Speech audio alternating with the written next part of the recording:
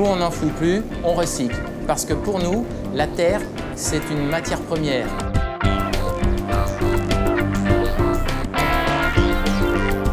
Nos terres polluées qui contiennent en fait des métaux lourds, des hydrocarbures qui sont au-dessus des seuils inerts. Et toutes ces terres nous arrivent, on extrait la pollution, on lave, on la concentre, on la confine dans le plus petit volume possible.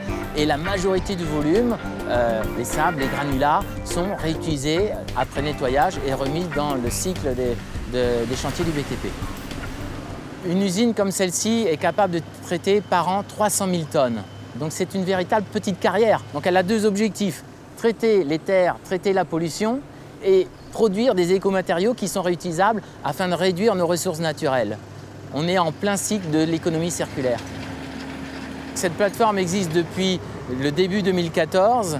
C'est une première au niveau national car elle nous permet de recevoir les terres du Grand Paris ou de tout le Val-de-Seine par barge. On a un fort gisement de terres polluées, de déchets pollués qui est issu de l'activité économique de la région parisienne. Et notre modèle économique chez Solvalor, c'est de faire passer les déchets sur voie d'eau. L'impact sur l'environnement d'un transport de 2500 tonnes par barge est beaucoup moindre que s'il fallait faire des transports par camion de 27 tonnes.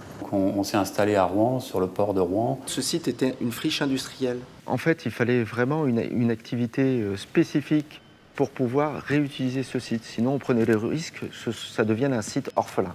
En l'occurrence, le dossier Solvalor est venu apporter une nouvelle technique qui nous a permis de réindustrialiser ce site. Ce qui fait que dans son ensemble, sur plusieurs thématiques, écologie industrielle, trafic fluvial, développement économique, traitement des terres polluées, il y avait un certain nombre de thématiques qui rentraient pleinement dans nos enjeux.